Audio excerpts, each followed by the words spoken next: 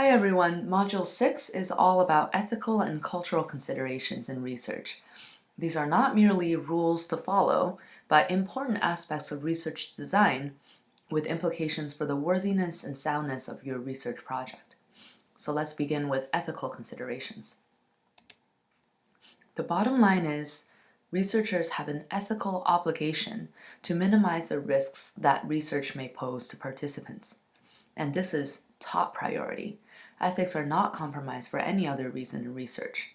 In fact, each research project must be passed by an internal review board, or the IRB, before it can be conducted. This body exists within all academic and medical institutions, and their job is to carefully scrutinize whether proposed studies adhere to ethical guidelines.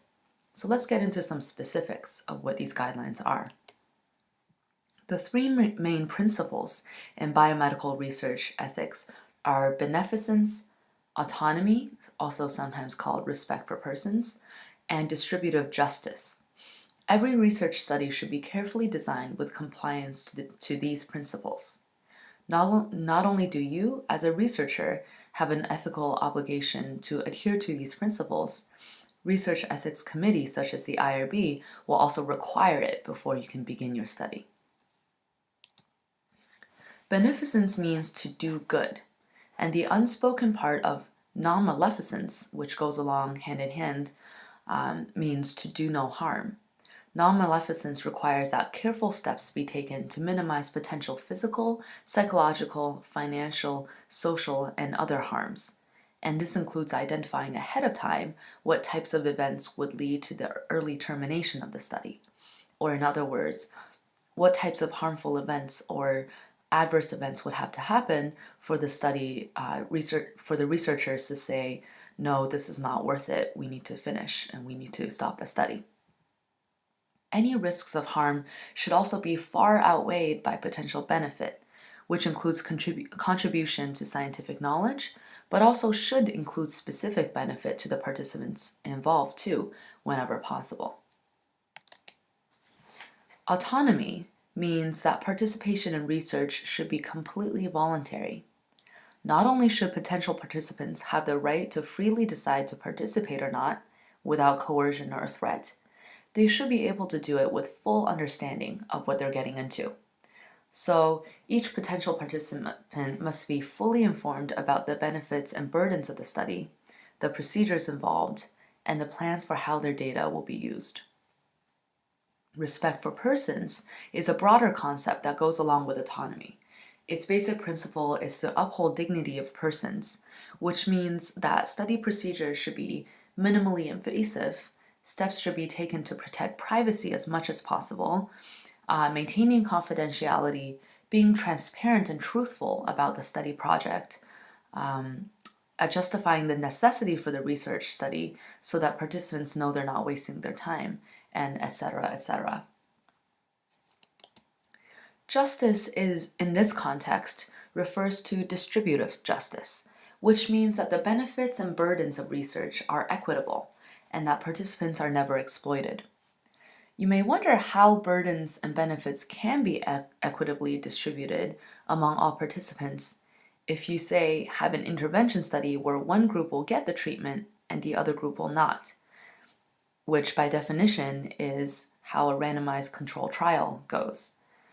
Sometimes it's not possible to be fully equitable. However, ways to minimize this unfairness include giving the control group the treatment after the first phase of the trial is done, or giving the control group a different treatment that should have at least some benefit. So for example, I'm currently conducting an exercise trial for individuals with Parkinson's disease. And because it's a randomized control trial, about half of my participants will not get the exercise treatment. However, they will be getting a computer-based cognitive training intervention, which will likely benefit because previous studies have shown that this intervention does improve cognition and mood.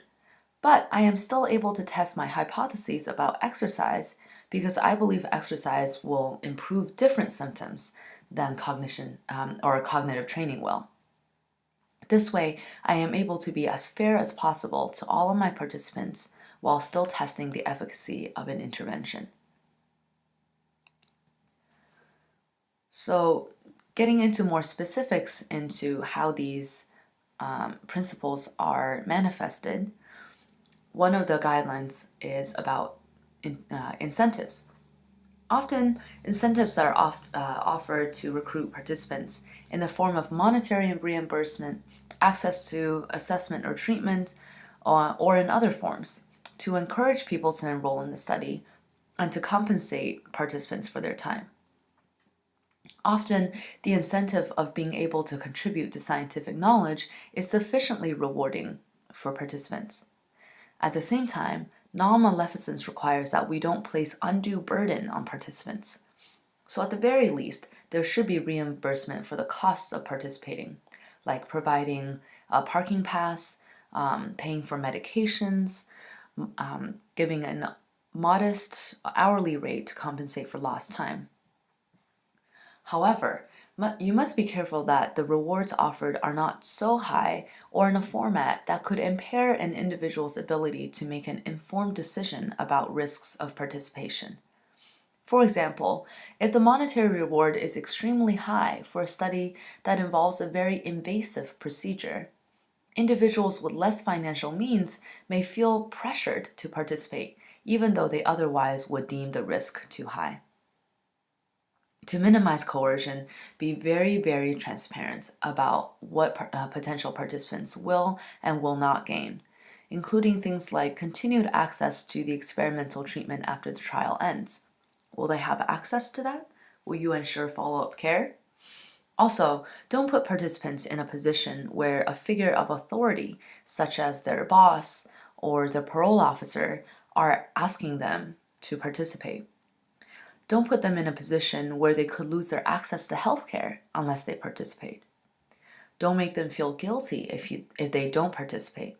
So no matter how much you need participants, you cannot be making puppy eyes and telling them that you can't graduate until you enroll all the participants you need. Informed consent is another essential stalwart of ethical conduct in research. It is required of every research project before it begins and serves both an ethical and legal role in the research process. The informed consent statement is a document that explains to potential participants in plain language what the study is about, what participation entails, what the risks and benefits are, the fact that participation is completely voluntary, and all other essential information that a participant needs to know. It details procedures for ensuring the participants' privacy and confidentiality and provides contact information of the research staff so that participants have the ability to ask further questions at any time. A signature on this document from the potential participant is required before any research procedures can begin. If the participant is a minor, then parents must sign the consent statement. But informed consent is more than just getting that signature. It's a process that includes providing plenty of time and an unpressured environment for the participant to carefully read and understand the statement, providing plenty of opportunities for them to ask questions, allowing them adequate time to think it over instead of feeling put on the spot to decide right away, and answering all questions with truthfulness and transparency. Only then can we be assured that participants are providing truly informed consent to participate. Privacy and confidentiality are also paramount to research ethics. Imagine if you are participating in a treatment trial for a sexually transmitted disease. Would you want to conduct the interview with a researcher at a cafe downstairs from your workplace? If you were enrolled in a study about gynecological health, would you want to do the pelvic exam behind a curtain with just a female medical professional, or would you want to be in a group exam room where any research assistant can poke his or her head in during the examination? These are all considerations of privacy, which boils down to a participant's right to choose what aspects of and information about themselves to reveal. Just because you consent to participate in a survey study about social media use doesn't mean the researcher should get your password to your Facebook account. Confidentiality is the protection of personal information that you do share. If you choose to reveal your medical history or sexual orientation or personal political beliefs, the researchers have an obligation to not share this information with others. In fact, they have an obligation to not even share the fact that you participated in this study. At the Center for Anxiety and Related Disorders where I work, we put identifiable information under double lock. That is, any paperwork that has the participants' names, birth dates, addresses, or otherwise identifiable information goes in a locked cabinet in a locked room. When we call participants and leave a voicemail, we don't say that we're calling from the Center for Anxiety. We just say Boston University and asking for them to call back. And this is in case other family members or other members of the household have access to the voicemail box, and they should not have access to the participants' confidential information, even if they're related by blood. At a predetermined time after the study ends, usually between 3 and 7 years, all data records from a research study with identifying information should be destroyed.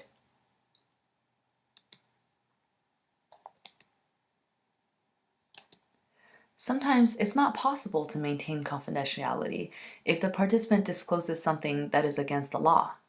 For example, in my work at the Center for Anxiety and Related Disorders, I have had to involuntarily commit someone to the emergency room because I deemed that the violation of confidentiality was a smaller harm than letting the participant go home without help. He was in a state of immediate danger to himself and others. So in these cases, it's a judgment call. We at the center have also had to report people for child abuse and to warn authorities for imminent and concrete plans to harm an identified victim. In sum, potential participants should always be informed of the exceptions to confidentiality, specifically when there is evidence of child abuse, abuse of disabled or elderly persons, imminent harm to oneself or others, and if there is legal warrant from a judge. All of this has been fairly abstract, even with the examples provided. So let's take a look at a real study that was conducted and talk about the ethical issues involved. Some of you may have heard of the infamous Stanford Prison Experiment, conducted in the early 1970s by Philip Zimbardo and his students.